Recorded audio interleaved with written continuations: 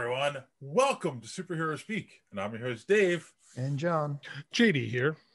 And wow, we have a lot to talk about this week. Well, not really. No, we don't. we have some interesting things to talk about.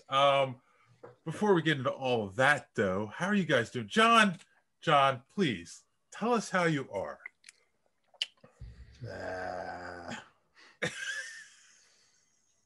I'm a little bit melancholy as we were talking about. Like Mira Furlan passed away, and it kind of hits home because I interviewed her. I actually went back and listened to one of our episodes. This is what it takes. This must be what it's like to be Terry Gross. If you don't know, Terry Gross is probably one of the most prolific interviewers in the world. She works for NPR, and she's did multiple interviews with people up until she's interviewed more people that have died than anybody else on the planet probably. And it's just Barbara Walters is still alive, right? True, but Terry Gross has got her. Okay. I'll bet you she's got her. But the thing is that it's it's kind of a shock. I don't know why it hits. I mean, Babylon 5 was really important to me. It was.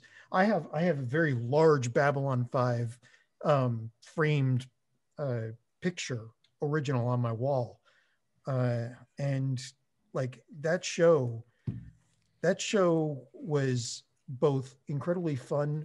One of the most well written. It was J. Michael Straczynski wrote for it, and the cast they had was amazing. And we interviewed her at the Great Philly Comic-Con in Oaks in 2017 in April, and she was sitting there in a booth next to Bruce Boxleitner, who had also been on Babylon 5. Bruce Boxleitner being Tron, and a whole bunch of other characters. And I got to interview both of them one at a time, and it's just kind of a shock. So, yes. I was at that con, but I wasn't with you because that was one of the mornings you went early and grabbed interviews. Oh my God, JD, don't die. I couldn't get to my mute button quick enough. Look, even JD's choked up. I mean, and I don't remember if I said this at the time. You just listened to the episode, so maybe I did say it. She kind of hit on me. I was at a con with her 11 years ago. I was working the convention and doing line control in the autograph area. It was a really small area where they had all the celebrities, and strangest thing in the world. It was at the end of the day, it might have been at the end of the last day, and her handler came over to me and said that she wanted me to talk to her. I was like, okay. So I go over and she just started chatting with me, and she's like, oh, I haven't signed your shirt yet, because the volunteers would get their shirts signed. And so she grabbed a pen and just signed my shirt. It was just I'm like, this is weird, because you're older and I'm married. I didn't say that, but that's what I was thinking. So yeah. Well, all I know is that she was a very beautiful person.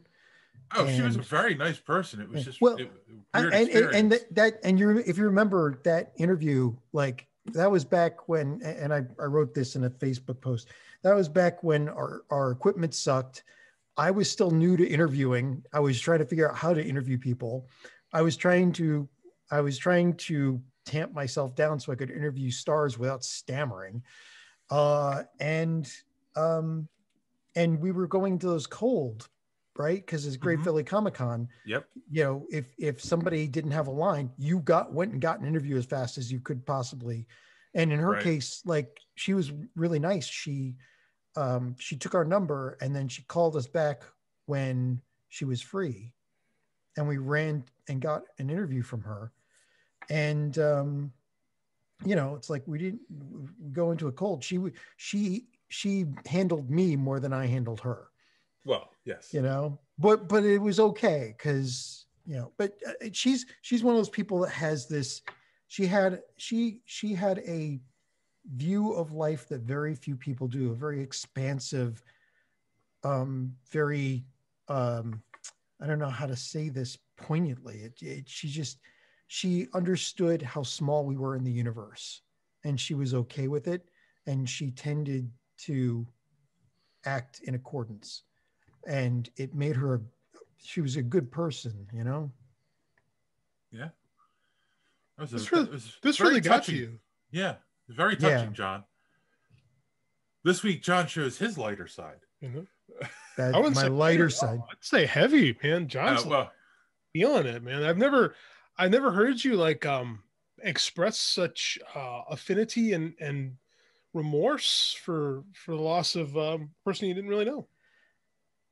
Well, you know, yeah. I mean, again, you go back to Babylon 5, and the writing on that show was so good that you felt really close to the characters, and it did the range between, you know, making you laugh out loud, like having to pause the damn, actually this is before you could pause stuff.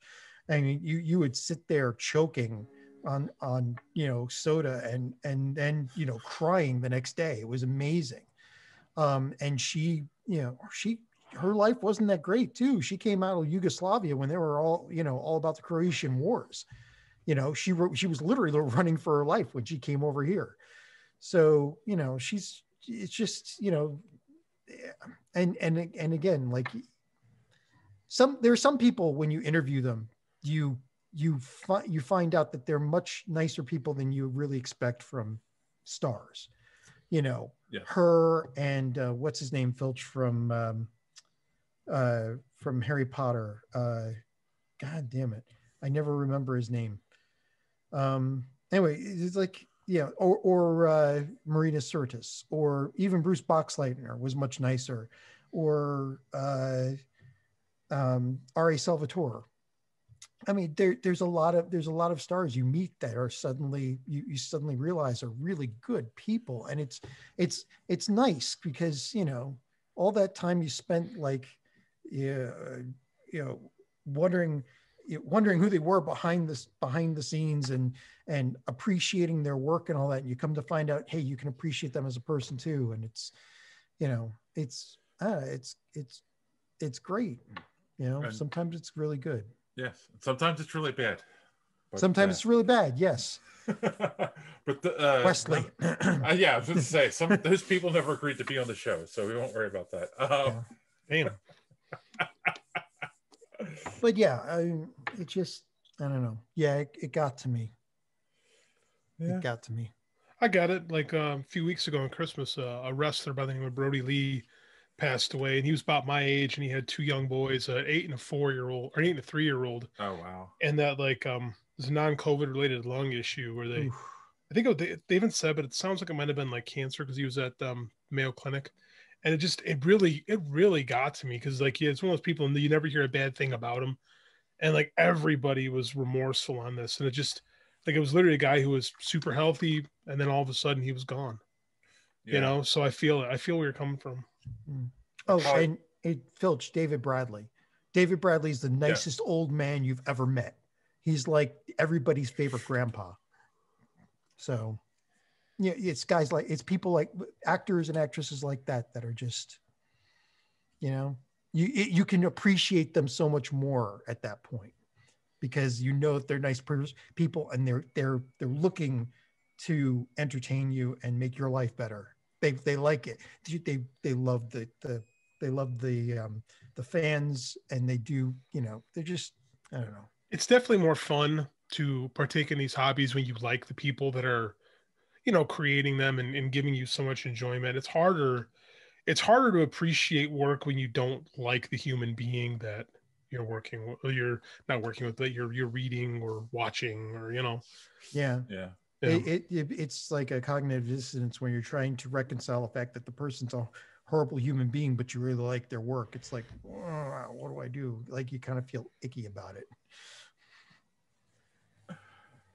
All right. That was that heavy enough? Are you good now, Dave? Are you glad you asked me? Yes, I'm glad you opened up. How about you, JT? I'm okay. I feel kind of bad following that up. It's like, how was the play, Mrs. Lincoln? A little long. Wasn't a fan of the ending. I wrote an article this past week that I was super proud of. I put like 3 weeks of research into it. It was like this weird article that bridged both like Russian freestyle wrestling into Japanese professional wrestling. And I really thought that I was literally the only person on earth that could see both sides of the story. And I think it's the best thing that I've written. And I don't know if what I do is really journalism. I think I do like more of these like essays, like dumbed down essays is what I would call them.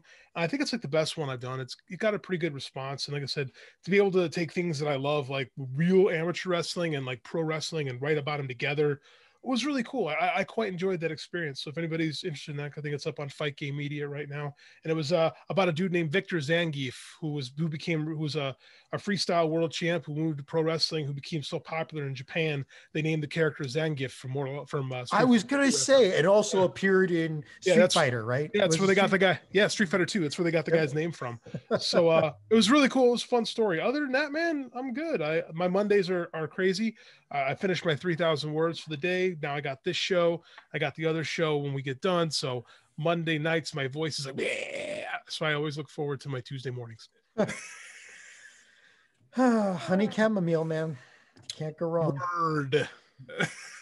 Oh, that's a video joke. I actually have a cup of tea right here. So, yes. Yeah. So I'm good. Dave, how was your week? All right. Yeah. Just it's funny because I was gonna say I didn't have a great week either. I did a lot of sulking, and but then John stole my thunder, so yeah. Yeah, we can't have any more sulky on the show today. I mean, no, I know, John. Nope. There is a quota. I've met that. I hurt myself today. Though, I mean, another week in the gym, so that was good. And I actually wrote a bass and drum line to the song. Cool. That was premiered on the show 2 weeks ago that John still hasn't heard because I'm sure he hasn't listened to that episode. I'm sulking. And I'm happy how it's turning out. And it's like, but I'm not a good enough guitar player to like put a lead part onto it. So I might try to find someone who can help me with that. But Craigslist, baby. I have plenty of guitar friends, so okay, that's not an issue. But I have something,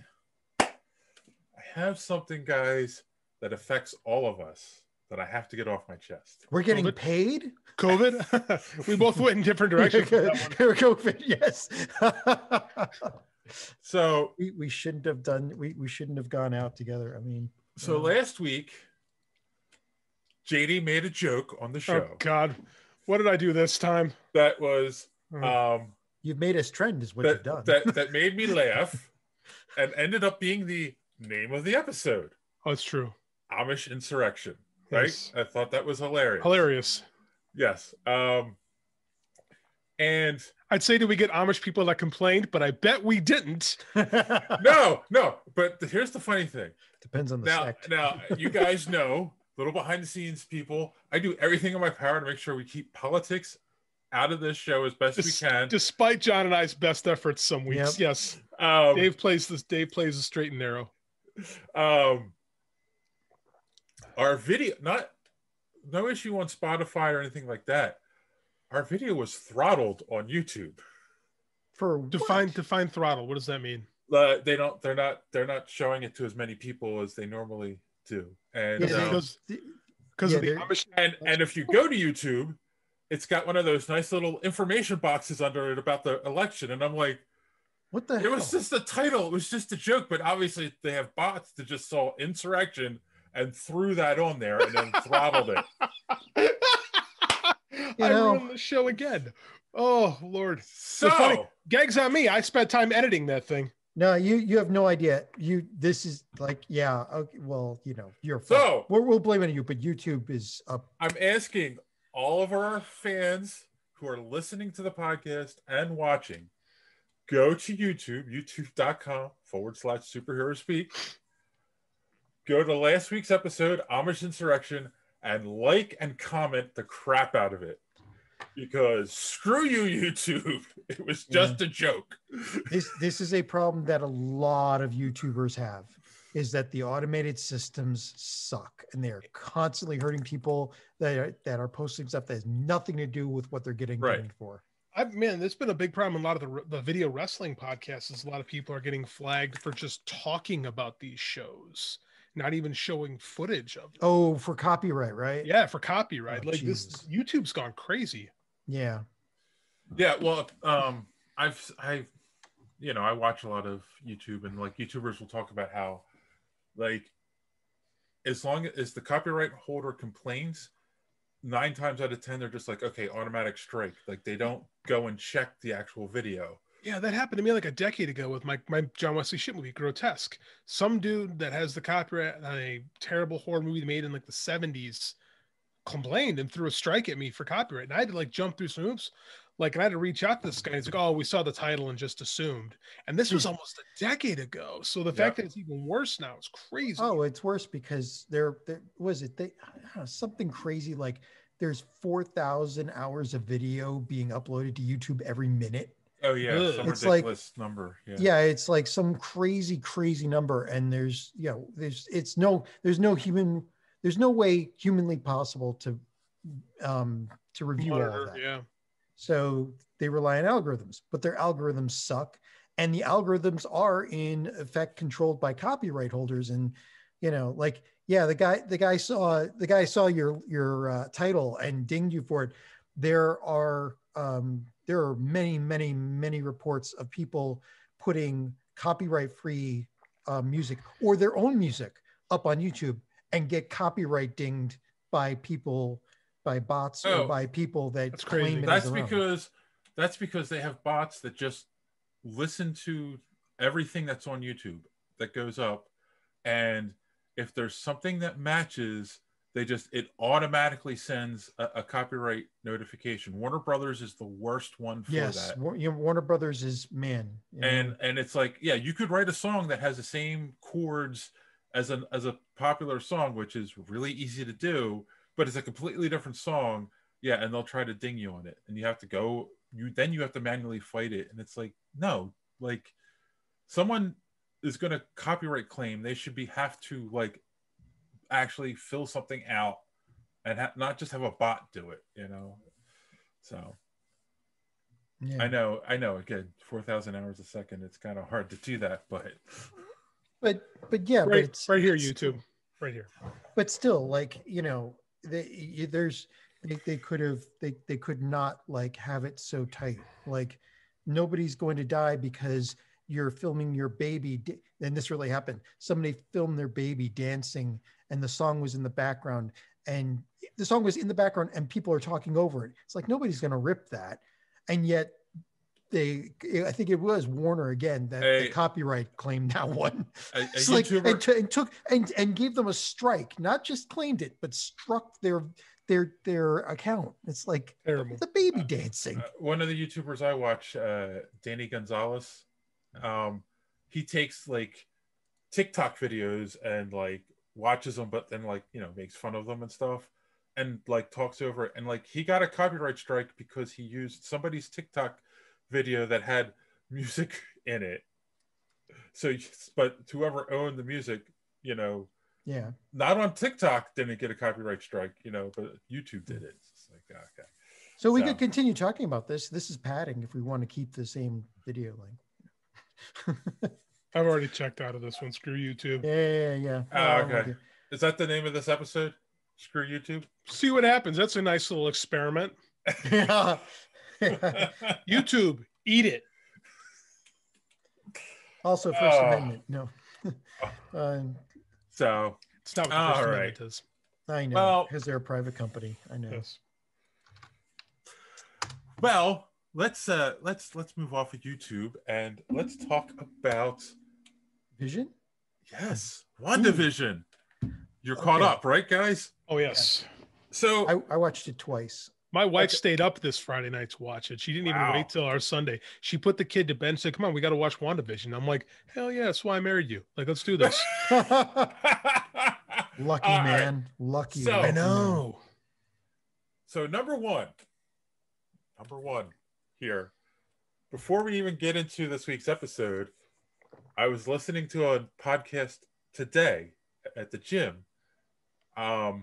And they're talking about WandaVision, and the people on the show who claim they're geeks obviously don't read Marvel comics. Because they're like, they have no idea what's going on. And it's like, I really feel like messaging them and saying, no, that's okay. Read House of M. Yeah, that's okay, man. If they came to the Marvel stuff through the movies, like, I'm not going to fault them. I mean, like, let's be real. None of us is reading modern day Marvel. So, yeah. You know, I'm not going to poop too much on it. And it's more because I haven't enjoyed it in recent years. But yeah, let's not get too. They didn't know who Monica. They didn't know who Monica Rambeau was. No, but it made me like period. Realize... Like they didn't know who she was. Period. Exactly. Yeah, she's kind of a deeper cut character. Like, yeah.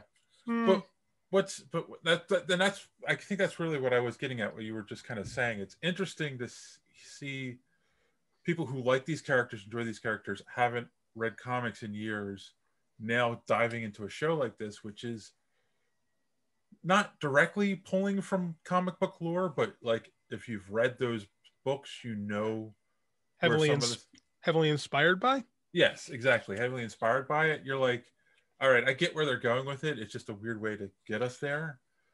And yeah. So my wife's one of these people, like, you know, like it creates for a completely different viewing experience because they literally don't know. And we kind of talked about this last week. We're like, is this going to be a jumping off point for some people? Because it's so different. Right. And like, so I can see people who just are MCU fans, which is fine. That's keeping Marvel Comics afloat right now. So that no mouse thing. But I mean, like, if they're not getting it, that's cool because it's like we're the Game of Thrones, the people who've read the Game of Thrones books, and everybody else, the people that are just watching the Game of Thrones show, and we're like, the Red Wedding's coming up, and we're like, hey man, just wait. Yeah. You know, it's kind of fun to be kind of in on the ground level, but like I kind of envy them because they don't know what's coming, and we don't either. We think we know what's coming. Yeah, but like we have a good idea what's coming. Right. We know what the connective tissue is. Yeah, that's a good description. But but we don't know the story. But yeah, you know the outline of where it could go, and your excitement comes from, well, it could be this, or it could be that, or it could be the start of mutants, or it could be, you know. I mean, what's really interesting is we threw a lot of theories around last week, and a lot of people also online are talking about, like, is it all in her head, blah blah blah, and it's like, well, I kind of think they showed us, no, it's not in her head this week when she kicked Monica out of whatever bubble that they're in. Right. Geraldine, there's something. John is probably more correct you know than most of us. Can I just I need to, okay, I am more than convinced now that there are at least 3 different factions here. Possible. There's Geraldine or, you know, Monica Rambeau and Sword. There are the townspeople who seem to, like the doctor. The last thing he said was, small towns, you can't seem to get out of them. Mm-hmm. So the townspeople who are like being sucked into this reality warping and are being forced to, you know, play characters.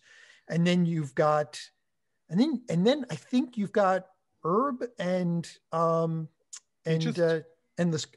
what's her name? The other witch, Hagatha her name is Agnes on the show, Agnes, but right. It's clearly Agatha Harkness. Right. So, and I think they're a third faction somehow. There's a lot going on. Yeah. But I mean, because they all seem to be talking about different things, right? There were certain scenes where it looks like, you know, Agatha and Herb are, you know, talking about stuff, but they were talking about, they don't seem to be like forced so much to play things as they are acting out themselves. Mm-hmm. And they're talking about Monica Rambeau as if she's not part of their group, right? Like an outsider. Yeah. She was clearly. Yeah, so here's kind of where I'm thinking right now. I'm thinking someone else is in control, but I think that Wanda is slowly wrestling that control away from whoever initially put them in. There's another theory to that. The Lay it on. commercial this time. So the commercial this time was Hydra. Right, but it said Hydra. What was the tagline? Was Hydra when you want to go somewhere but don't want to go anywhere? Right, it was the Calgon. They were doing a take on the old Calgon commercial. Right, Calgon, take me away. See, right. I'm from the '80s and I knew that. But yes, but I'm really that's, from the that's '90s. But that's the thing. When you want to go somewhere but don't want to go anywhere, right? Are they like?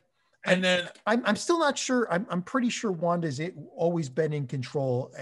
But I'm wondering if this also has something to do with a Hydra machine or something where she hooked her and Vision up to it or something. It's possible.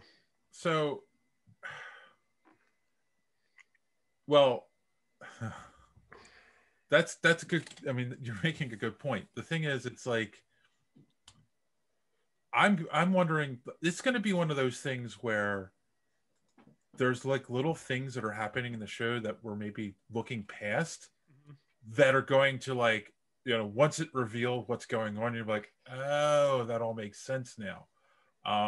Like the choking, you know, and how they all acted when the guy was choking and Vision saved his life. And well, that's townspeople being trapped in it, and like the wife of the guy who was choking trying to snap out of it because her husband's joking and like, please stop, you know.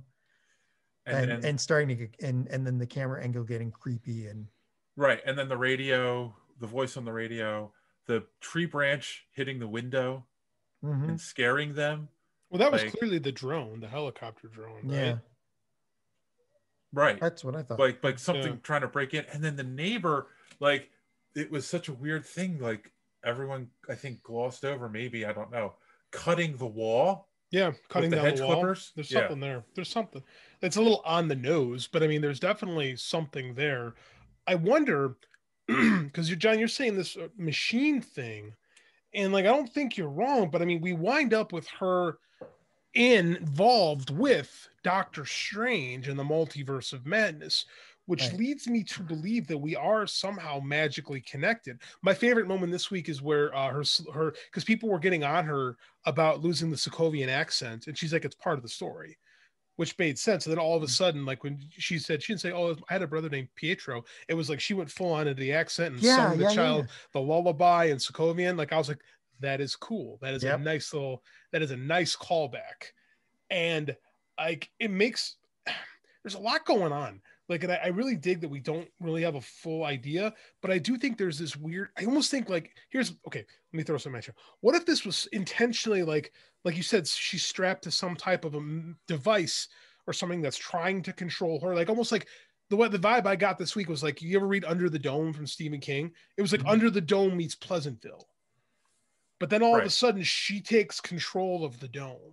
Right. I mean, there's magic involved. There's obviously. Yeah. And now they're like trying to figure it out. I still think we're going to wind up with Mephisto or some proxy, perhaps maybe Nightmare, because to get it back into Doctor Strange. Oh, yeah. We're going to get something magical out of Agnes keeps mentioning her husband that, you know, doesn't seem to exist. Ralph. That we haven't seen yet. No.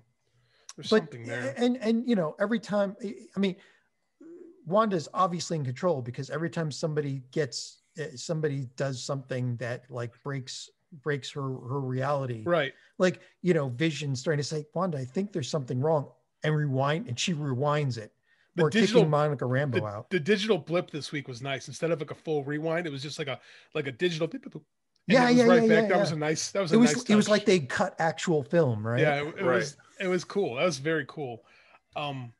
I really like where this is going, and we still have more episodes, and I don't know quite where we go from here. So that's another thing. I didn't include this article because I knew we would talk about it here. Elizabeth Olsen said in an interview that they previewed the first 3 episodes to like people, and the reason they didn't show the 4th is because that's when things start to get revealed what's really going on. Well, that's that works for the 3-act storyline, because it's the end of Act 3 that we get our first change. So if you with 9 episodes in the season, the math works. So right. So this week we'll get to know, a little more about what's going on, and of course they say it's not what you think it's going to be. It's not what you're expecting. So it never is. Can I just say two other things? The music, you got Brady Bunch. It was obviously a Brady Bunch takeoff. Yeah. Sans Bunch. But there was also hints of Partridge Family. The Partridge Family. Yeah, they had a harpsichord riff in there. That's like, Partridge Family. Yeah, that beginning, that intro sequence this week. My wife said it's Brady Bunch or Archie and Virginia. I said, no, that's Partridge Family. Yeah. And then the monkeys. They had the monkeys. What a brilliant use of non-diegetic sound. Like I absolutely love when we get juxtaposition with music to scenery, like Daydream Believer in that sequence. My God, just perfect. Marvel they don't go to the licensed music well all the time, but when they use it, it's always good. It's on point. Yeah. The other thing was even though we're geeks and we're trying to unravel this, the way they wrote these quote unquote shows, the banter is still hysterical in some places. Like when the next door neighbor, the wife comes in and says, "Do these earrings make me look fat?" And the lights go out and he says, "Oh, thank God." A chuckle. I lost it. So it's funny. Jimmy Palmiotti, a friend of the show, has put on his Twitter that like him and his wife weren't laughing at the jokes. And I was like, I don't think you're supposed to laugh at the jokes. But that one was good. That one was fun. Yeah, I did laugh at that one too. I think it's more of like a facsimile of what a 60s sitcom would be than like an actual like mirroring of one. Yeah. I think it's supposed to feel hollow. Well, society's changed so much that if you go back and watch the Brady Bunch or any of those shows, they're not as funny as they used to be. Because things have changed a bit, the way we think has changed, the way we feel about things has changed. And, those kinds of some of those situations are now, not funny anymore, or just, kind of blah. But yeah, so that's all I had to say.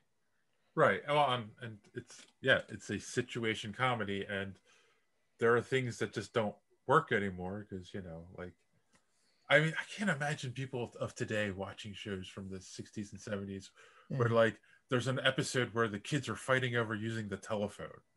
I'm sure they have no idea what that's like today. Oh, that reminds me, like, again, little spots in these things that tell you what's going on.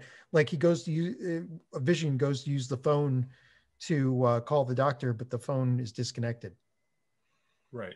Just little things like that. But jokes like the doctor made, where we like to use fruit because to dumb it down, so that the wives can understand it. It's like, that kind of humor, like that's humor you would have heard in the 70s. That's true. It's not funny anymore. Right. There's some stuff that the jokes you're like, you get that every now and then, like watching a Looney Tunes and you're like, oh, that's remarkably racist. Yeah. So here's I don't see it on the list, Dave. If I'm wrong, tell me. The rumors of the cut post-credit sequence from Endgame. I saw it I thought it was in the Was it in the email? I can't see the email. Oh, okay. I'll shut up then. Pre-recorded. Oh, there it is. Shout out and then We should probably add that on now though, because one I spoiled. Yes. Yeah. So you've spoiled it. So I spoiled it. Apparently, there is a cut post-credit scene that Paul Bettany talked about in Endgame, because obviously he wasn't in Endgame because he was dead at that point in the movies. But there was a post-credit scene where Scarlet Witch went and collected his body, and then like that was the whole scene. So they shot it. It exists somewhere, but they cut it from the film. We'll get it in the Snyder Cut. So that's the question, right? Because does that mean that actually is Vision and she brought him back to life somehow? If she's got the ability to create children out of nothingness, why not bring back an android? Like Vision, he's a robot. Like he's a synthesizer, but I mean, he's a robot. But they've also made mention of the fact. Remember, like in the end of Endgame, where they were talking about I forget what they were talking about. It was her and Hawkeye, and she said something about, do you think that they know that we care? And she said, yes, we do. There's something about Vision's mind being inside her, like she had connected to him somehow. It's if you watch the end of Endgame. I don't doubt you. That makes, and then I buy that. But my son also keeps pointing out he's got the Mind Stone again. Right. But is it the Mind Stone or is it just a gem? I don't know. I mean, is her power or her reality warping? Well, I mean, yeah, her reality warping powers are up there, right? Like she up there with Mad up in the air how powerful she is. In the comics, she's an Omega level mutant. Don. In the TV streaming movie, whatever. Like they haven't put a cap. Like she's never been shown to be this powerful till now, but apparently now she's a lot more motivated. Yeah. Well, she's gotten more powerful every time we've seen her. I mean, that's true. In the beginning, she was, holding her own in Age of Ultron. Now we get to Endgame, and she's like throwing Thanos around, and the only way to stop, the only way he didn't die was because they rained fire. That's true. What a great scene. Yeah. So I'm convinced more than ever now we are going to get Pietro back. Yeah, because that whole scene when she talked about him, it was like she reacted. So it's like, oh, is she gonna all of a sudden, oh, my brother's here to visit, and he's gonna come knock on the door. It could be. It could be. I've been wondering from the get-go if that's his voice, though. Which voice? On the radio. Wanda. No, that the voice, I thought I read somewhere that the voice was actually the the FBI guy from Ant-Man. Jimmy Woo? Yeah, I think it was Jimmy Woo. I haven't read that's why I read it somewhere. I like Randall Park. If he's on the show, I'm good with that. That guy's awesome. He's perfect for Jimmy Woo. That's awesome. I did spot on casting. Love everything about that. If that's true too, but I still have a strong suspicion we will be getting Quicksilver back. Because why not? Yeah. There's no embargo anymore. No. And like, well, the other thing is it's kind of disconcerting to have an Omega level reality warper who's having a psychotic break. Well, yeah, that's the whole point of the House of M and Avengers Disassembled stories. Right. So does that mean Doctor Strange madness is going to be like Doctor Strange basically, she has Scarlet Witch on a couch, like, so tell me about your childhood. let me throw a ponderance at you. Does Wanda create the multiverse? Holy crap.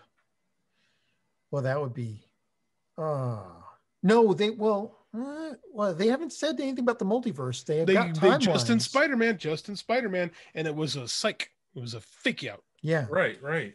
Oh, so maybe Wanda's at least, if not responsible for creating it or birthing it, maybe responsible for opening said gateways to it. Yes. Like, I don't know. There's a lot, and we've had 3 episodes of what really should be a mediocre sitcom, and I don't even think we've scratched the surface of what's going on here. What a great show. Right. So is it just me, or is it like we all thought like, okay, they've done Endgame, Marvel's done it, whatever comes after, we're not sure if it's going to work or not. And they're throwing this at us as the first round.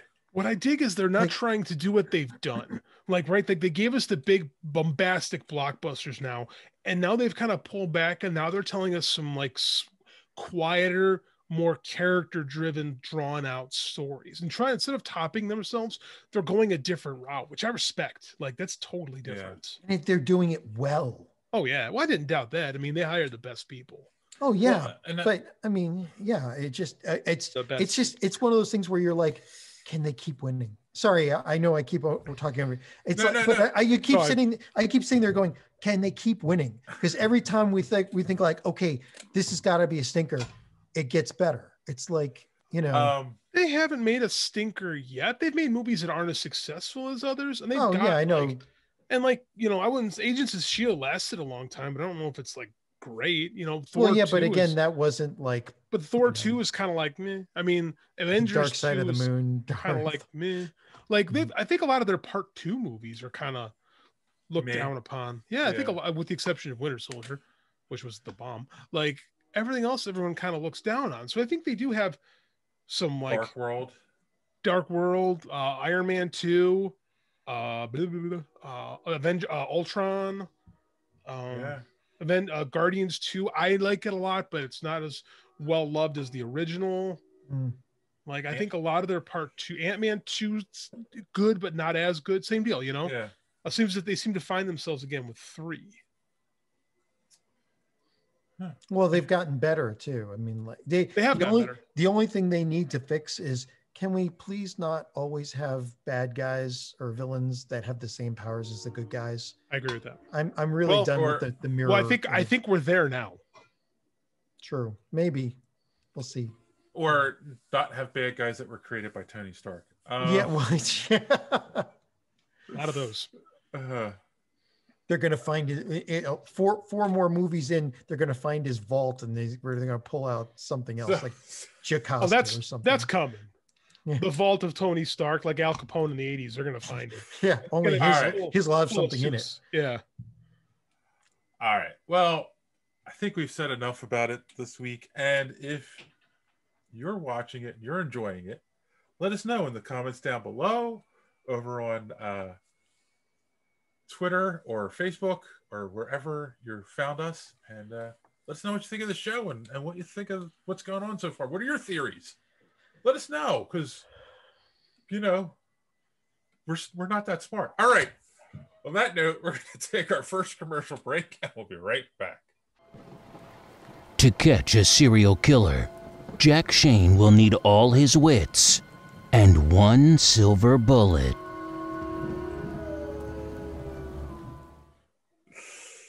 All right, guys, we're back, and it's time for some social media madness. My wife is texting me as the show is going on. She says Iron Man 3. You said they haven't, and I questioned. She goes, you said they haven't made a bad movie yet. So she shares my opinion of Iron Man 3. Apparently, I didn't think it was that. Apparently, we got someone who wants to be a co-host.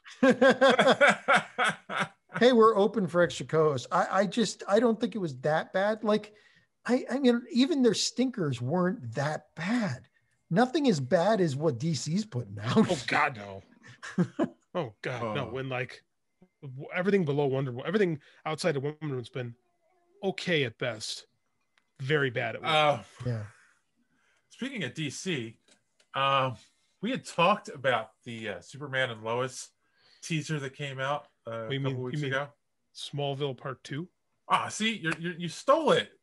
Greg, sorry. Drew Williams over on Twitter said he has no interest in watching Smallville again.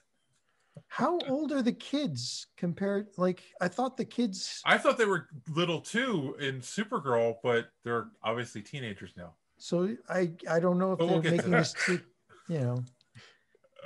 So guys, we're safe. My wife does not want to co-host. Okay. Yeah. Good. I wonder if Wanda's powers are even warping the DC universe at this point. Like, so are they making them better? Like, yeah, no, nothing could do that. No. I mean, the DC shows on CW are okay. I think we can all. Haven't we jumped the shark with them? Well, the Batwoman is dead. Like I watched that. I couldn't even get through that. I don't know what's going to save it. I don't even know. No, it's not. It's worse. It's worse than Gotham. Save me. Yeah. Speaking of Smallville. All right. Speaking of things that might save universes, of course, we talked about Chris Evans possibly returning to the MCU, and he denied it. But we all know that. Yeah, we all know he's not Tom Holland, so we can't go by that. Timothy Jones said it was a fitting ending, but sad to know we wouldn't see Evans' Cap again after Endgame. It would be awesome if Evans did come back as Cap in some form, maybe like a Force Ghost, but with better acting. The Force Ghost. How do you like your grapes? I prefer mine sour. Available at finer newspapers across this great land.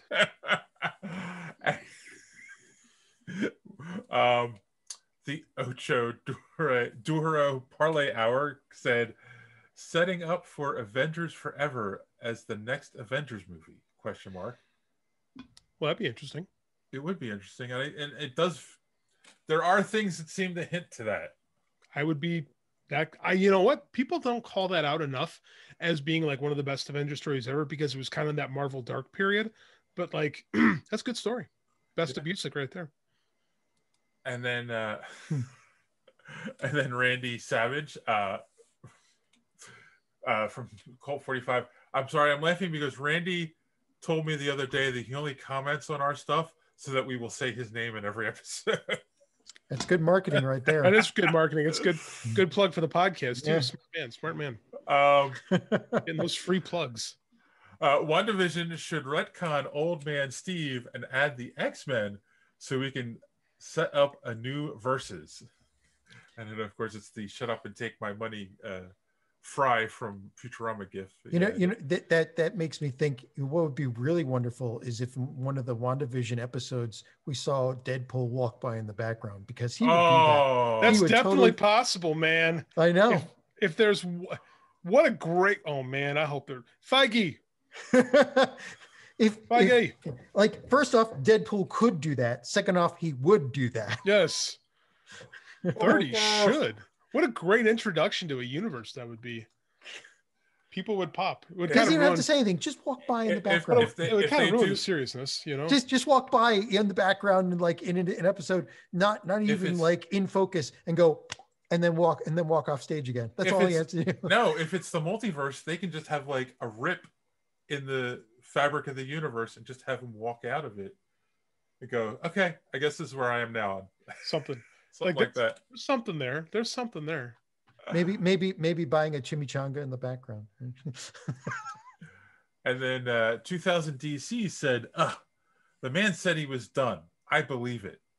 Not to mention his arc was really well tied up.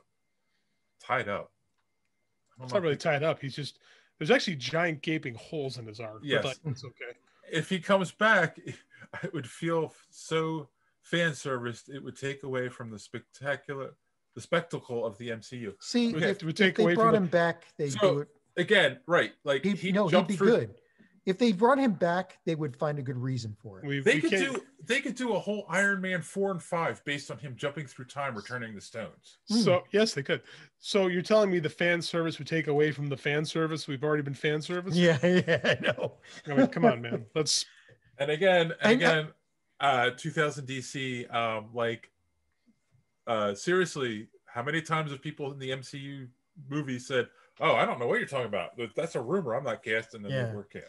Now, just to make mention, how it should have ended has already done an entire episode of Cap going through time trying to return the stones, and it was hilarious. Trying to put the stone back on that planet where Star-Lord was, and just trying to reach in and put it back in, and getting his arm shot. Like, just all the stuff. What do you mean I need a box for this? It's like, where's the damn wand? So yeah, I would recommend go seeing that, because that was funny.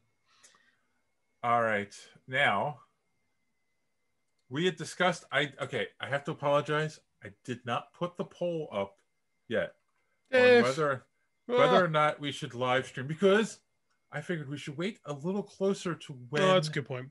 The show is going to be on HBO Max, because people will forget that they voted for us to torture ourselves. However, Randy did comment. He said, yes, live stream it. The less people pay for this unnecessary cock flapping, the better. Cock flapping. Right? Cock flapping. I feel like that Warner Brothers Hansel. You ever see that one? The book. Never mind. My 5 Looney Tunes fans out there know what I'm talking about. But yeah, okay. Cock flapping. Yeah. I don't know. Yeah. Is that right up there with fingerprints? I mean, That's a good one. That's a good one. Nice. Randy, we would be talking over the whole thing. You wouldn't be able to. Oh no, that's why it's going to be great. MST3K'ing it. No, this needs to happen. You want to get kicked off of YouTube? This is our key. Oh, good. So this is it. This is our riff track. Along the lines of the Snyder Cut, Mega Podtastic again. This is the hill he wants to die on, folks. Joe, I don't know why. Hashtag Team Whedon Cut. I just can't fathom the guy who gave us Man of Steel is going to top the guy who gave us Buffy, Angel, Avengers, and Firefly. Whedon greater than Snyder. Like, no one said he was going to top anything, but we're never going to get... We didn't say that. There's lots of other people who are saying this. I don't think this one's directed at us, but there's a lot of lunatics out there that think these movies are... That the missing film is this, Rosetta Stone or the Ark of the Covenant, and we're going to be blessed with Leonard Cohen singing more. I guess. Are the missing scenes along with the missing Trump votes? I guess this is what we're talking about Dave trying to keep the show not political. Yeah, I know, right? It's T-boning it every chance we get. I'm sure DB Cooper has the missing film. So are we done? Yeah, I'm done. Very good, Dave. Very good. So we had made the Amish insurrection joke last week, and John, you had made a comment about we just need to get Weird Al involved, and that it would be something. We got something great here. So when the Rant with Herman James retweeted us, he retweeted us with an image of Weird Al churning butter from Amish Paradise. Yeah, this is the greatest GIF of all time. Mr. James, sir, I will be using this frequently. This is Weird Al churning butter, but essentially doing the jerk off motion. This is art. I have not seen this video in a long time, so I forgot this existed. I'm going to use this for everything. Be prepared for me to bombard everyone with this GIF. Oh my God, thank you, sir. I hope you listen to the show because you can't so go appreciative. Art. This is art. Okay. On that note, boys, girls, if you want to know how you can be part of social media madness and follow us on social media, here's our good friend D Square to tell you more. Want to be part of social media madness? Make sure you're following superheroespeak.com, where you can find all of the social media links for the show at the top of the page. While you're there, check out previous episodes of the podcast as well as other great content. And check the site often because we are posting great comic book reviews as well as other comic book and movie content every day. Make sure you are following us on Twitter at SuperheroSpeak. And while you're there, check out the rest of the Geek World All-Stars Podcast Network. Simply follow them at *_geek. The Geek World All-Star Podcast Network include great programs such as the Pup Prism Power Podcast, Colt 45, So Wizard, Fans on Patrol, the Gorilla Brain Podcast, and of course, Superhero Speak. Search for GW All-Stars. You will not be disappointed. Now it's back to Dave and the boys on Superhero Speak. All right. Thank you for that, Don. Yeah, you've collected yourself, Dave? I've collected myself. Okay. All right. And don't forget to check out the Omega Level Nerd podcast, available on YouTube and wherever podcasts are available. Don will greatly appreciate it. Tell him we sent you, and he'll give you a little something special. A good show too. And on that note, we're going to take our next commercial break and be right back. All right, guys, ready to talk some news? Not really, but go ahead. So JD, you sent me this article I did. This is not like what we normally talk about, but we do talk about the streaming stuff a lot. Correct. So that's why I thought it would be applicable to our normal conversations, because I do think that I'll break this one because this is one I threw and this is kind of my wheelhouse. WWE announced today that their over the top network that's existed since 2014 will fold into Peacock. So WWE Network now becomes part of Peacock. The network used to be $9.99 a month, and now will be available in Peacock for $5.99 with ads, $9.99 without ads. And it's a 5 years, $1 billion deal. All right. I need to also say that I work for NBC Universal Comcast, so I can't say anything about this. Cool. Then I will do the talking. And why is can I ask, why is the channel called Peacock? It's just horrible name. Anyway, because the NBC Peacock. Hey, that didn't come from Comcast side. You. They came from the NBC Universal side. I think that was your idea, John. I think that was totally You were in a meeting and you said Peacock. Only if I were doing it to sabotage them from internally, and I wouldn't do that. So here, you like your job. Yeah. So here's what's interesting is WWE launched this network in 2014. And at the time they were, they projected to have 3 to 4 million subscribers. 7 years later, they're at 1.1 million domestic, 1.7 million worldwide. So it grossly underperformed expectations. And at the same time, this is what's fascinating about the WWE Network thing, is they used to have these pay-per-views every month that cost like $50. So clearly not everybody was buying these pay-per-views, but the thought was enough people would watch more of them if they were free as part of their subscription service, on top of just this dearth of library content. Because they not only do you have everything WWE's ever did, everything with WCW ever did, everything ECW did, and all these older territories like this.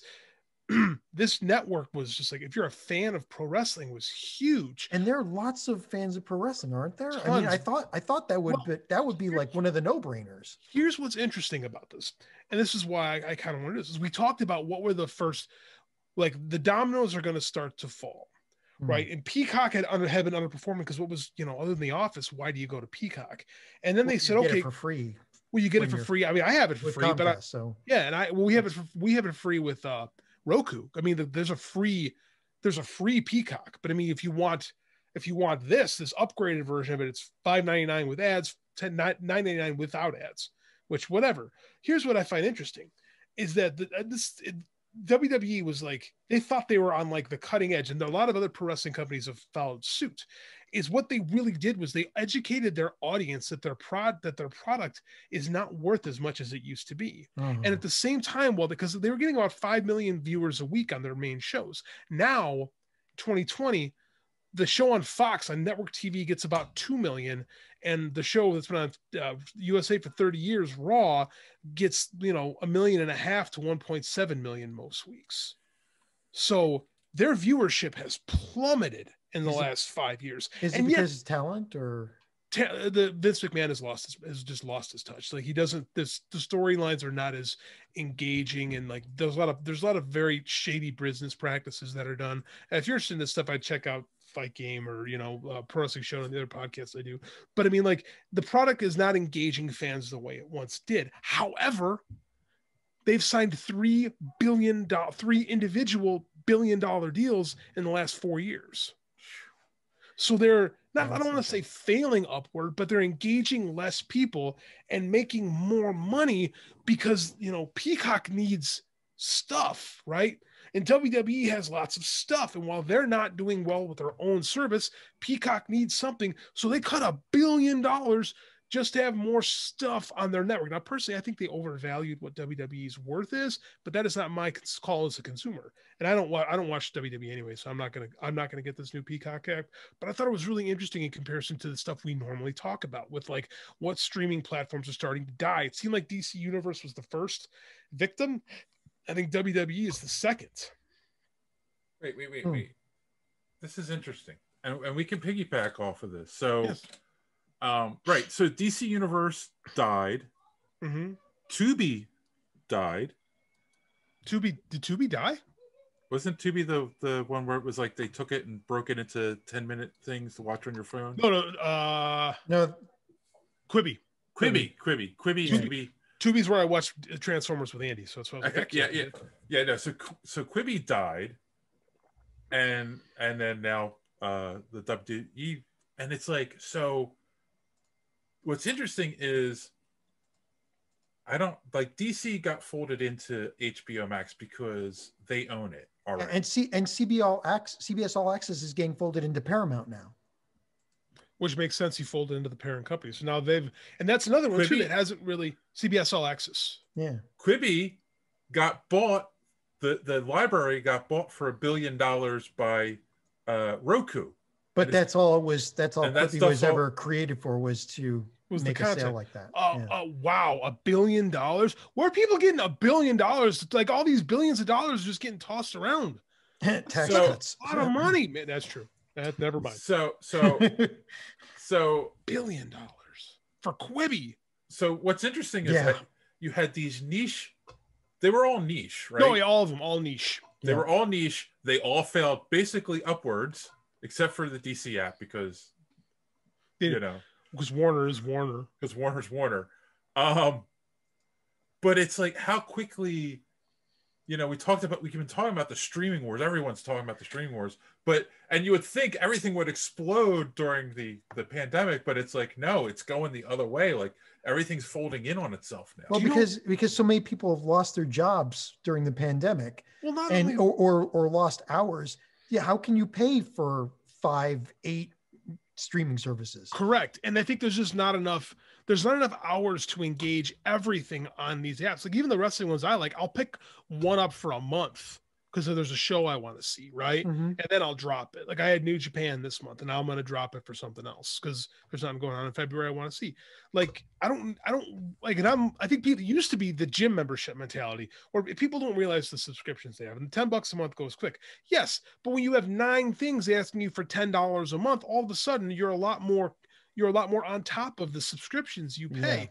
Yeah. What happened is we were rich. It looked like we were going to have because remember when we got it as Hulu used to kind of be everything used to kind of get unloaded to Hulu, and Netflix had all the movies. It used to be Hulu had all the TV, Netflix had all the movies, and then now everything is its own thing, right? Mm-hmm. And now it's starting to collapse back in on itself. You know what we're going to have when this is done? 4 apps. We're back to network TV.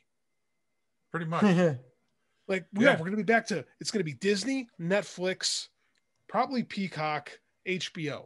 And you'll have a couple of smaller players like Rooster Teeth and Crunchyroll and a few others. No, they're all Crunchyroll just got bought by Sony.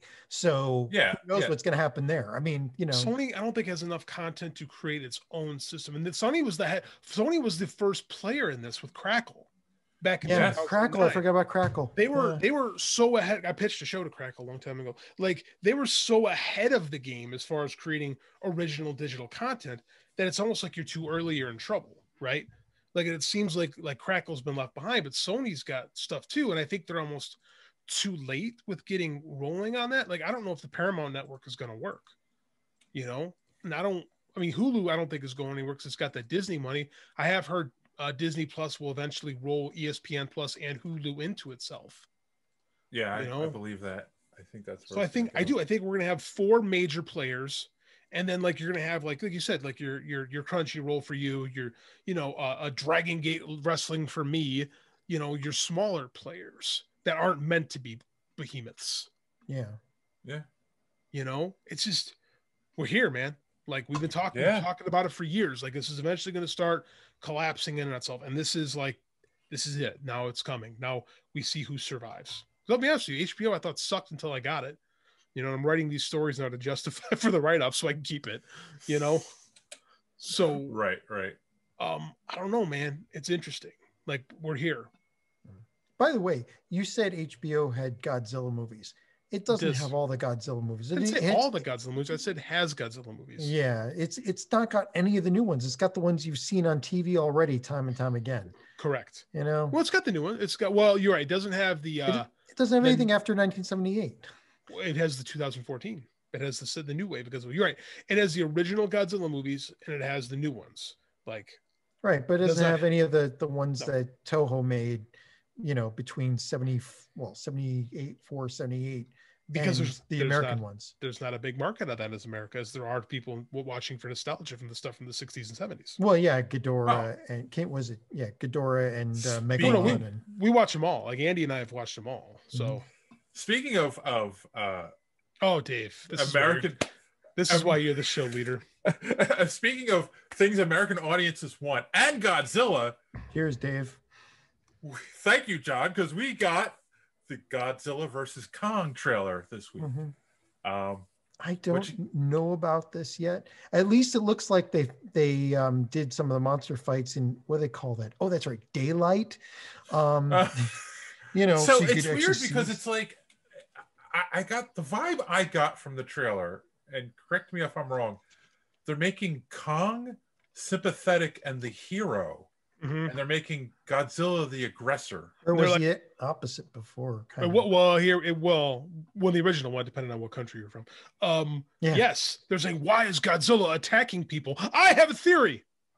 Oh yeah, that's right. They mentioned that in the trailer. It's like Godzilla's upset about something, right? It's right. Like, yes. So maybe they might pull a switcheroo in the end and have Godzilla and King Kong team up on something.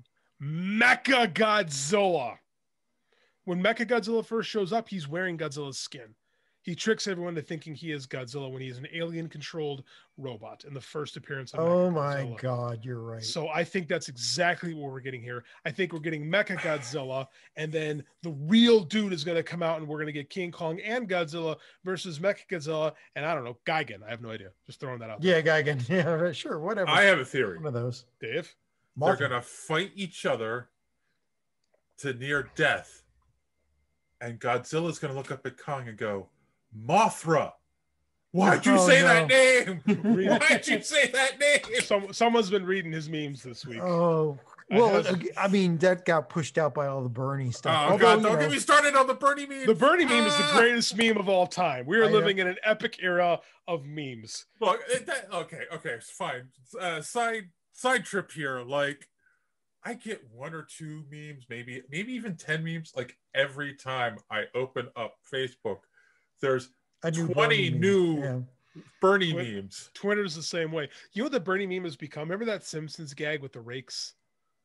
Yes. Where Sideshow Bob the first one's kind of humorous. The third one, it's like, okay, this is ridiculous. The sixth one, you're like, what is going on? By the 12th one, you're in tears. Yeah. Because it's so ridiculous. That's what this is. Like every time, like at first I was like, okay, that's cute. Okay, I think I've seen too much. I'm done. This is amazing. That's literally the arc that I've gone on with the Bernie meme. I haven't gotten to this is amazing yet. Like, no, it's phenomenal. It's also, I mean, part of it is because it's not, to have a member of the Senate who is just a real person.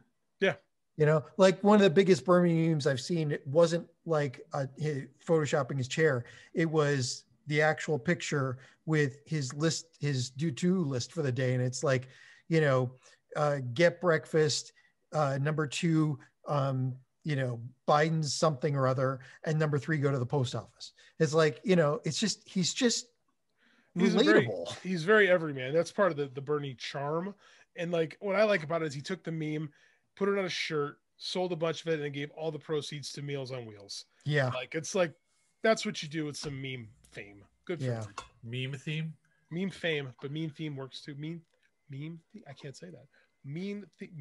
Yeah, but he couldn't possibly put everyone on a t-shirt because that would be just him. Thousands of t-shirts. Just the one with him on the shirt. I know. It's brilliant. Good move on this. Can I add something quick into this conversation? Like a change of scene here for a second. Like I was just going through a couple of websites, and I think like remember we talked about Invincible? Yes. Yeah. So that's premiering in March, and there's a new preview out.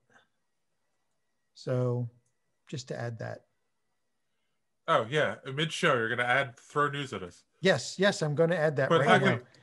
What is happening? What's going on? No, Invincible. Amazon. Oh is doing the cartoon. We talked about that a while ago. Yeah, so it's coming out. It's coming out in March, and there's a new preview for it. Yeah. So. There is. I missed that. Yeah, I didn't see it either. So we can't. And they're going to have action figures from Diamond Select. Oh well, why not? Because if it's not diamond, it's not a diamond. Anyway, Yeah. It's not diamond, it's crap. So anyway, yeah, my theory is Mothra will make them become friends. It's possible. It's definitely possible. Who knows? You know who's really excited for this movie? Andrew Oliva. God, he saw that trailer and lost his mind because he's going through a huge Godzilla kick right now. I bought him he bought him with his own Christmas money from his grandpa. I made him pay for at the cash register. He's got this big this stuffed toy Godzilla. Aww. Huge. And he walks around with it all the time like this, and he talks about Godzilla's going to sleep with me in my bed now. He's going to protect me from King Ghidorah.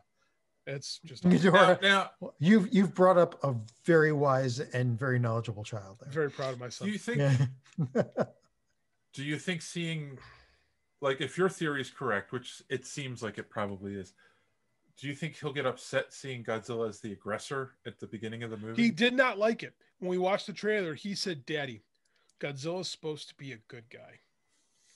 And I said, "Well, yeah, but in the other movies, there's no Daddy. In King of Monsters, Godzilla is a good guy. He eats King Ghidorah." And so that's where I came up with this. Because I watched it again. I said, "Well, but it's probably just Mecha Godzilla, like in Mecha Godzilla." And he went, "That's right. That's what Mecha Godzilla did." So I said it just to ease my 4-year-old. And then I thought, you know what? There might be something to this. I don't know, the way he moved, like, well, I mean, this is an update, so maybe because Mecha Godzilla was always like, you thought Godzilla was stiff. Well, yes, but think about them as like the new breed of zombie. They move fast now. Right. Mecha Godzilla moves quick now. He's like, oh, what if it's like liquid metal, like the T-1000, like liquid Mecha Godzilla? Toho, give me money. Oh God. I think listening. James Cameron would have something to say about that, but he's making more ocean documentaries. He don't care. I know. Speaking of new things and taking a second look at stuff, we got a actual trailer for Superman and Lois. Did you guys get a chance to look at it? Yeah, I did. And has it changed your opinion on the show at all? Yes, it's Smallville. This is Smallville. Am I wrong here? Like it feels like so when they did the Crisis crossover and we got actual Smallville. We got the actual, Smallville. We got but he gave up his powers, that version of Superman.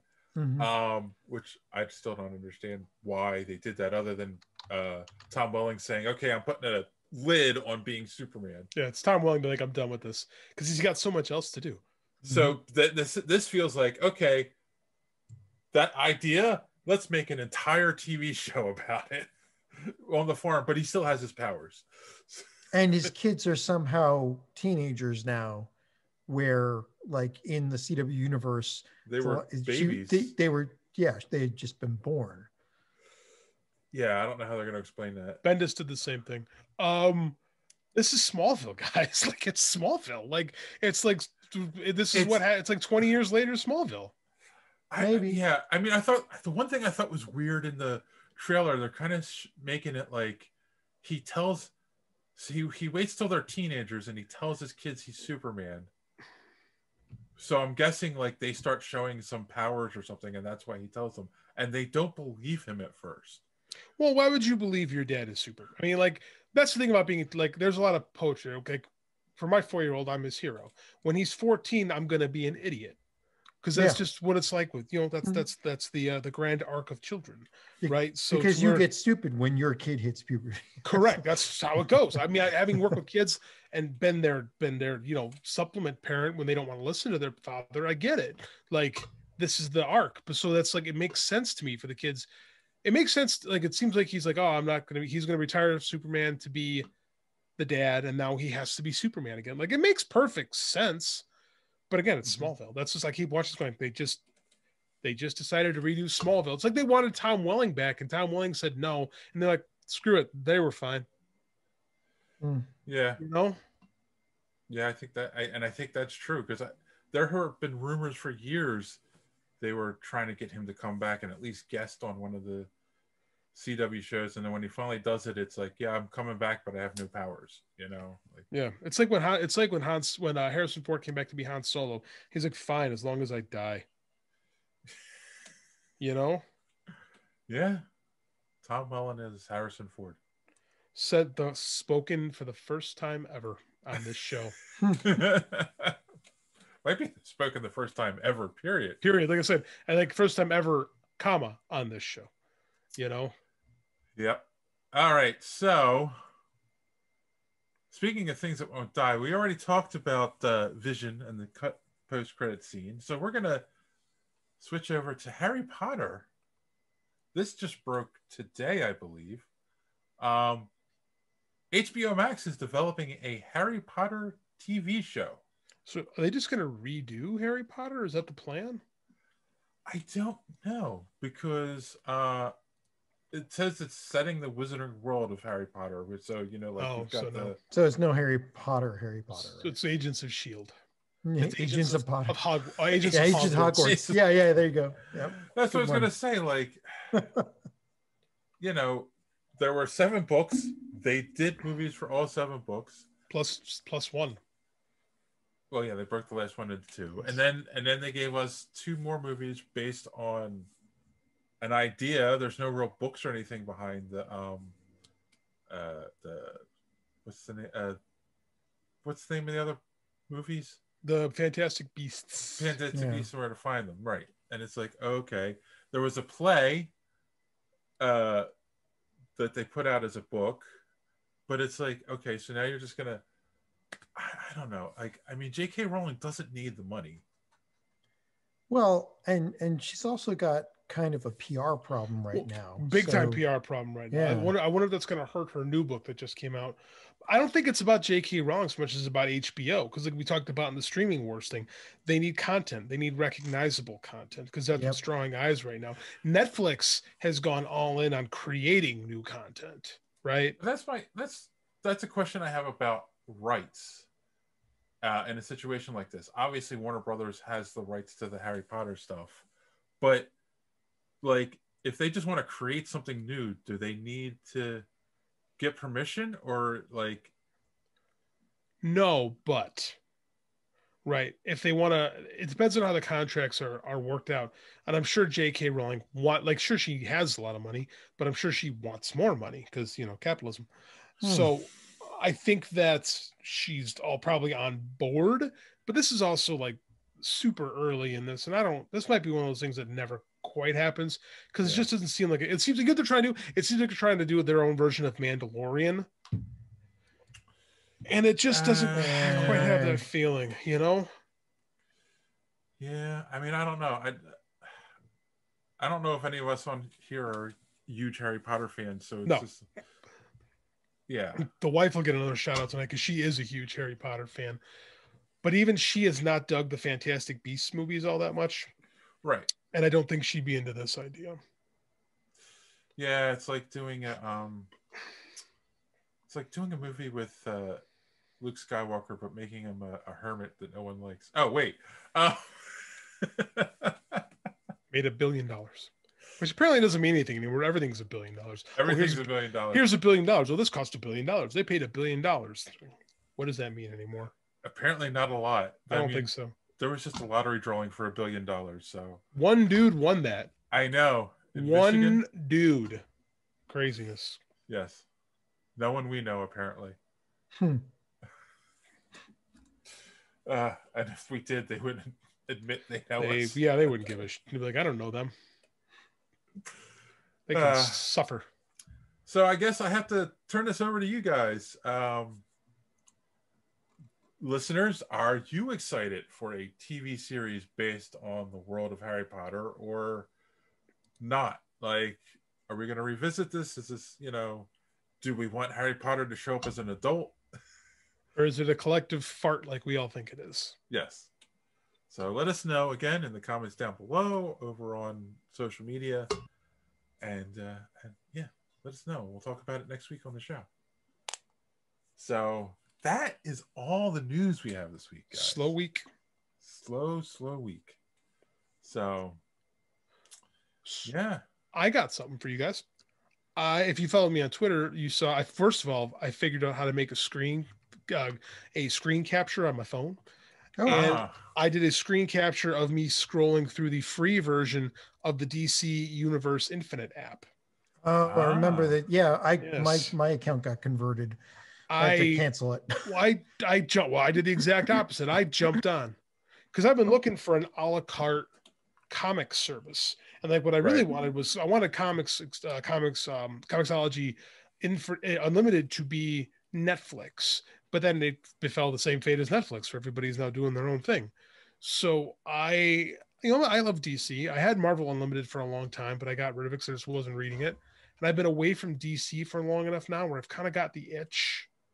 So I dropped the $75 down and I got DC Universe Infinite. Boy, that's a lot to say. I love this app. DCUI. Yeah, DCUI. I love this app for comics reading. I think it's smooth. I've read some reviews saying it's bad, but maybe I don't have enough background. But I have found the search functions to be great. Last night before bed, I read Bendis's Superman Man of Steel book that I hadn't read before, and I really liked it. And I'm going to be reading the entire run, which is all there, minus 6 months. So once things have been out for 6 months at the retailer, they will migrate into this. And what I like about this better than when we had DC Universe the first time it came around is it's not just curated. Like there's lots of stuff here, and it's not just like the hits. Like it seems like everything is here. Like if I want to read like a run, like they broke. I love this. They had a broken run. So the Mark Waid Flash run. Read it here. The John Ostrander Suicide Run. Like it was broken down for someone like me that wants to read. Man, I want to read these runs, but I can't afford to buy all these books. But I can throw down $75 once a year and read it whenever I want. Right. Like I feel good about that. Like I did one trade last night. If I do 5 more, I've already made the money back on it, which I guarantee I will. Like this was a good pickup, and I highly recommend because I've been looking for reason to get back into reading comics for a long time. And I was kind of waiting this out, and I'm really glad I did. Like, I really like the interface. I like what I see. Like, it didn't take long to read them, and like, it's all there. Like, and that's what I appreciate. It's just like, I can just open up the app and like, man, I want to read Batman. Oh, they have Scott Snyder's run broken down. Oh, they have Tom King's run broken down. Oh, I can read Chuck Dixon Batman if I wanted to. I like that. So is that your recommendation for the week? Yeah, but we had time, so I wanted to kind of dig into it. So no, that's good. I mean that I won't cancel the subscription. Then I'll check it out myself. Well, especially because we do so much. Yeah, especially because we'll go like, hey, let's read something like this, and rather than having to hunt it down, like you guys know, I'm a tech war. So I mean, like, rather than buying something off Amazon, I would much rather just open my phone or my tablet and read 6 issues or read a graphic novel. I guess I'll have to get the subscription, and we'll have to pick something. It's a week free trial. Oh, okay. So I mean, like, I would check it out. Like, is anyone listening? They offer a week free before you have to commit. Like, it's like I said, I thought about doing it, but I was like, oh, screw it. I'm probably gonna like this anyway. I'll just pop it down. I like it, man. Like, I really do. Like, I'm really happy with it so far. I think we'll be talking something DC next week. I think it's a good idea. Take advantage. Yes. Yeah, man. I mean, like, I'm very happy with this purchase so far, and I think that this is the way I've been wanting to consume comics for a long time. Granted, Marvel was on the deck of this like a decade ago, so I mean, I can't say this is, but I mean, DC is such a deeper bench as far as especially older comics go, than Marvel does. So I appreciate like they had Green Lantern stuff from the 40s. Not that I'm going to read old racist Alan Scott comics, which by the way they are. Like, but they're there, So that's my dude. This was so cool of the week. So I'm highly recommended it. Cool. How about you, John? You have any recommendations for our audience? Well, in view of what happened with Mira Furlan, I would say go back and watch Babylon 5. If you're hurting for things to binge watch, Babylon 5 is probably one of the best science fiction shows ever written and ever put on film. It was always going to be a 5-season and done storyline, and it was written with already, like, again, J. Michael Straczynski, the man is a freaking genius. He hates relationships, and that comes out in his writing, but he's brilliant with this kind of long form, long view writing. And there are scenes in literally the first couple of episodes of the first season that set up the ending of the show 5 seasons later. And it is like, even Joss Whedon could not write as good dialogue and as good jokes as some of the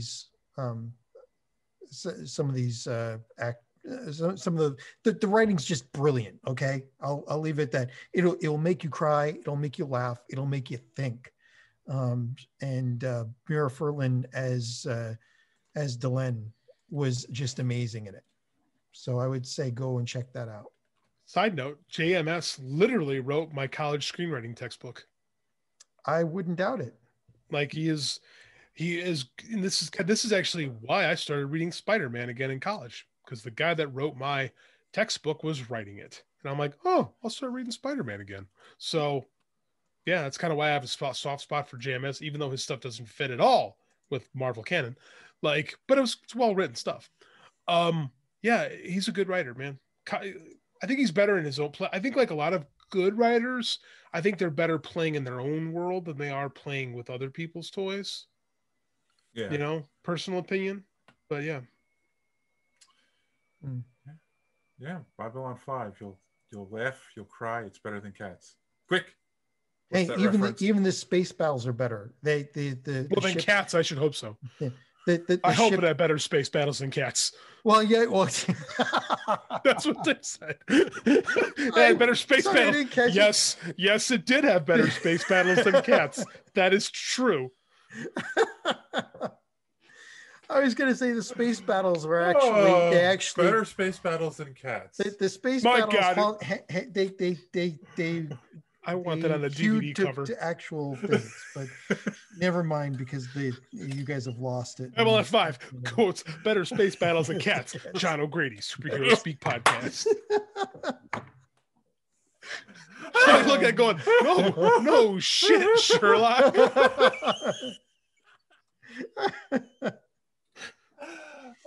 Oh my God. Okay, there's your title. Better space battles than Cats. YouTube won't boot us for that. Maybe they will. We talked about Cats. Oh my God. All right. Woohoo. Well, I will recommend that people go over to superheroespeak.com, where you can find the podcast every week. Reviews by our good friend D Square. Soon some articles by our good friend JD.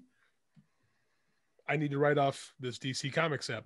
There you go. My cousin put that on my Twitter because I was dragging my feet. She said, well, if you write an article about it, you'll be a write-off. I'm like, no one's going to publish that. Dave will. And then so I literally messaged Dave immediately, like, I need the WordPress account. So yes. Yes, so he can write off his subscription. Well, why don't I do that? All right. I don't know, man. That's a great question. Why not? Recommendation. I don't have anything this week other than keep watching WandaVision. Apparently this week is going to be the big reveal of what's going on, and it'll blow your mind. That's a hard sell. It might not. If it doesn't blow people's minds, they're going to be like, what the hell, man? If it doesn't blow your minds, let us know in the comments down below. Tell us we're full of shit. I do wonder what this big reveal what could they be? I don't know, man. It's interesting. I like this show. It's so different than what anything else Marvel's ever done. And it's got to be setting up something pretty amazing. Well, Doctor Strange too. Yeah, I mean, the multiverse of madness. It's going to be way better than I thought if this is the kind of writing they're going with. I hope it doesn't end on a cliffhanger that has to resolve in Doctor Strange. Dave, prepare yourself. Yeah. It's comics, man. They're not above that. It's comics. Mm-hmm. Like, that's the cliffhanger. We can't have an end. That's just don't be mad when that's what happens. All right, on that, when we get Stephen Strange doing his thing and be like, can be continued next summer. Yeah. And if they did as good as the TV show Grimm, it'll wait a few seconds and underneath it'll say, "We're sorry." Did they really do that on Grimm? Yes. Yeah, Grimm. The writing on Grimm was freaking amazing, and their end title cards at the season enders were like just hysterical. They're like the very first season, it ended with to be continued, and then it said, "We're sorry," and we were like, "Oh, you're kidding me?" That's awesome. Yeah. Oh, I never watched Grimm. I missed out on that. Yeah. So it's on Peacock, I think. On that note, probably we're to be continued till next week. Sorry about that. And as always, thanks for hanging out with us. And don't let your cape get caught in the door. Have a good week.